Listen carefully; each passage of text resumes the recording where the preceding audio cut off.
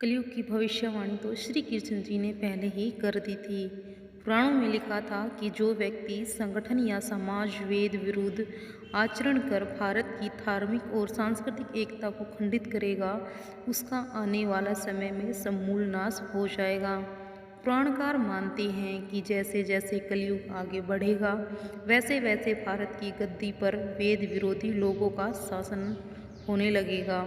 ये ऐसे लोग होंगे जो जनता से झूठ बोलेंगे, अपने बुजुर्गों द्वारा एक दूसरे की आलोचना करेंगे, जिनका कोई धर्म नहीं होगा। ये सभी विधर्मी होंगे और ये सभी मिलकर भारत को तोड़ेंगे। जो जो घोर कलयुग आता जाएगा, त्यों त्यों सौराष्ट्र अवंती अधीर सूर अबुर्द और मालव देश के ब्राह्मण गण संस्कार शून्य हो जाएंगे तथा राजा लोग भी शूद्र तुल्य हो जाएंगे।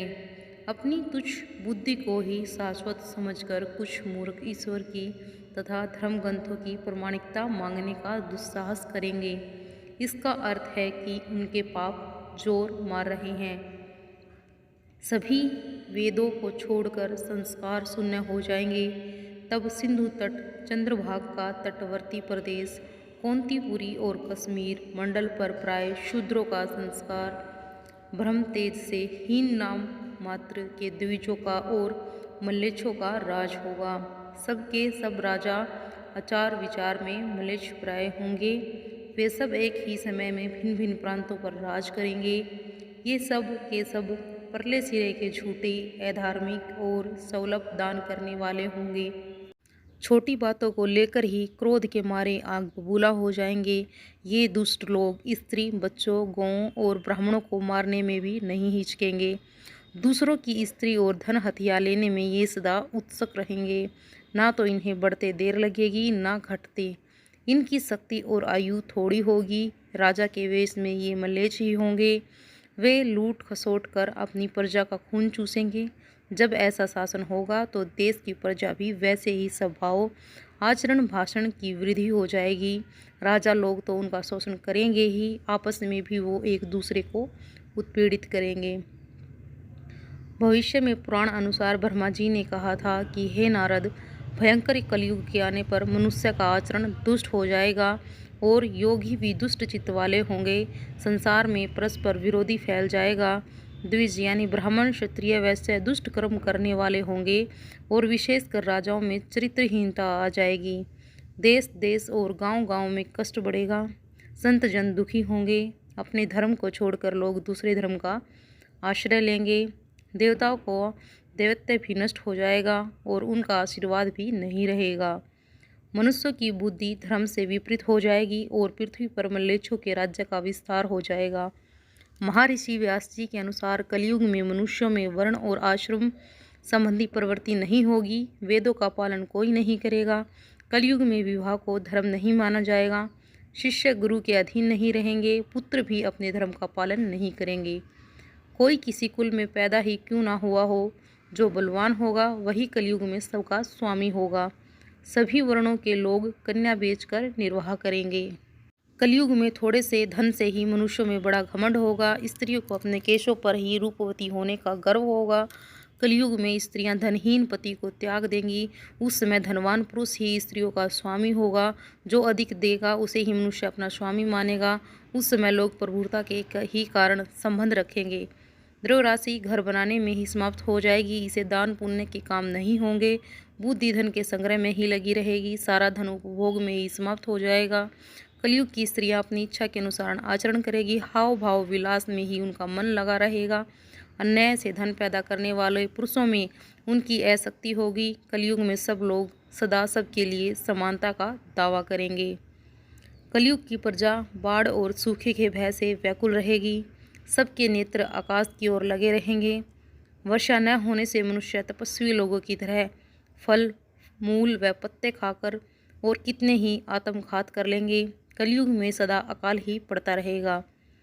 सब लोग हमेशा किसी न किसी क्लेशों से घिरे रहेंगे। किसी से किसी तो थोड़ा सुख भी मिलेगा। जब सब लोग बिना स्नान करे ही भोजन करा करेंगे। देव पूजा, अतिथि सत्कार, श्रद्धा और तर्पण की क्रिया कोई नहीं करेगा। कलयुग की स्त्रियां लोभी, नाटी, अधिक खाने वाली और मध्यभाग वाली होंगी। गुरुजनों और पतियों की आज्ञा का पालन नहीं करेगी तथा पर्दे के भीतर भी नहीं रहेगी। अपना ही पेट पालेंगी, क्रोध में भरी रहेंगी, देह शुद्धि की ओर ध्यान नहीं देंगी तथा असत्य और कटु वचन बोलेंगी। इतना ही नहीं, वे दुराचारी पुरुषों से मिलने की अभिलाषा भी करेंगी। ब्रह्मचारी लोग वेदों में कहे गए व्रत का पालन किए बिना ही वेद व्यापन करेंगे। गृहस्थ पुरुष न तो हवन करेगा, न ही सत्य पात्र को उचित दान देंगे। वनों में रहने वाले वन के कंदमूल आदि से निर्वाह न करके ग्रामीण आहार का संग्रह करेंगे और सन्यासी भी मित्र आदि के स्नेह बंधन में बंधे रहेंगे। कलयुग आने पर राजा प्रजा की रक्षा न करके बल्कि कर के बहाने प्रजा के ही धन का अपहरण करेगा। अधम मनुष्य संस्कारहीन होते हुए भी पाखंड का सहारा लेकर लोगों को ठगने का काम करेंगे। उसी समय पाखंड की अधिकता और अधर्म की वृद्धि होने से लोगों की आयु कम होती चली जाएगी। उस समय 5, 6 अथवा 7 वर्ष की स्त्री और 8, 9 या 10 वर्ष के पुरुषों से ही संतान होने लगेगी। घोर कलयुग आने पर मनुष्य 20 वर्ष तक भी जीवित नहीं रहेंगे। उस समेत लोग मंदबुद्धि, व्यर्थ के चिन्ह धारण करने वाले, बुरी सोच वाले होंगे। लोग ऋण चुकाए बिना ही हड़प लेंगे तथा जिसका शास्त्र में कहीं विधान नहीं है, ऐसे योगों का अनुष्ठान होगा। मनुष्य अपने को ही पंडित समझेंगे और बिना प्रमाण के ही सब कार्य करेंगे। तारों की ज्योति फीकी पड़ जाएगी, 10 दिशाएं विपरीत होंगी।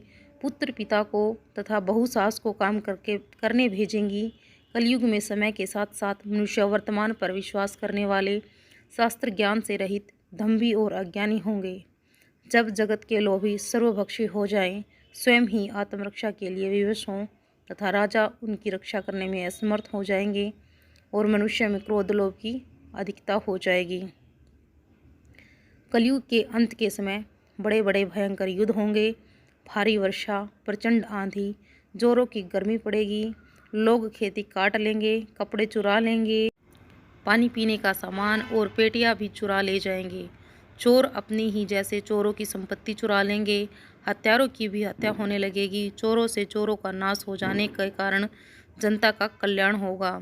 युगंत काल में मनुष्यों की आयु अधिक से अधिक 30 वर्ष की होगी। मनुष्य की औसत आयु 20 वर्ष की ही रह जाएगी। 5 वर्ष की उम्र में भी स्त्री गर्भवती हो जाया करेगी। 16 वर्ष में लोग वृद्ध हो जाएंगे। 20 वर्ष में मृत्यु को प्राप्त हो जाएंगे। इंसान का शरीर खटकर बौना हो जाएगा।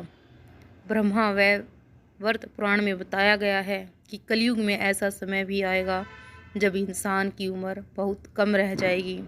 युवा अवस्था समाप्त हो जाएगी। काल के प्रभाव से प्राणियों के शरीर छोटे छोटे और रोगग्रस्त होने लगेंगे। कलयुग के अंत में जिस समय कलिक अवतार अवतरित होंगे उस समय मनुष्य की परम आयु केवल 20 या 30 वर्ष होगी। जिस समय कलिक अवतार आएंगे, चारों वर्णों के लोग शूद्रों बोनों के समान हो जाएंगे। गोए भी बकरियां की तरह छोटी छोटी और कम दूध वाली हो जाएंगी। कलयुग के अंत में संसार की ऐसी दशा होगी कि अन्न नहीं उगेगा। लोग मछलियां मांस ही खाएंगे, भेड़ व बकरियों का दूध पिएंगे।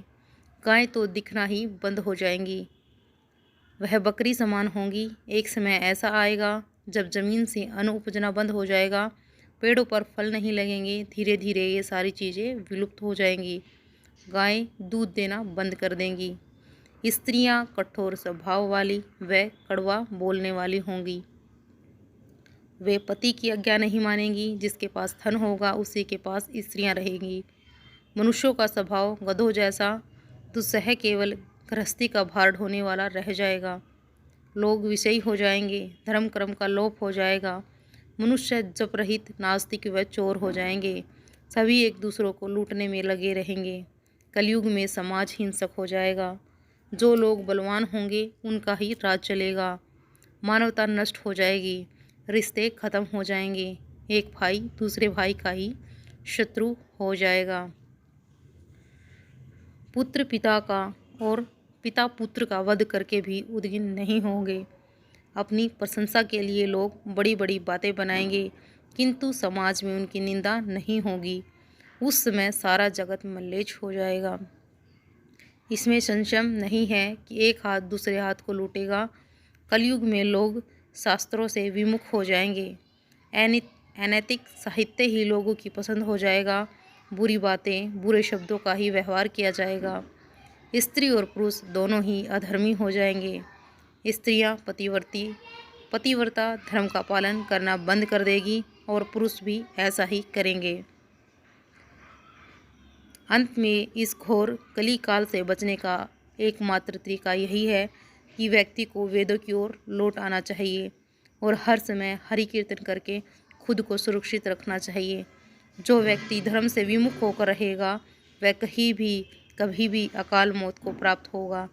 हर समय दुखी और संकटों से घिरा रहेगा। इसीलिए हमें हर समय हरि कीर्तन कर लेना चाहिए। उस हरि परमार विष्णु भगवान की पूजा करते रहना चाहिए, जिससे कि हमें कलयुग में भी उन्हीं का साथ मिलता रहे। तो कैसी लगी आपको यह भविष्य की भविष्यवाणी जो चल भी रही है और आगे भी चलती रहेगी? लाइक एंड शेयर ज़रूर करें। चैनल को भी सब्सक्राइब कर लीजिए। धन्यवाद।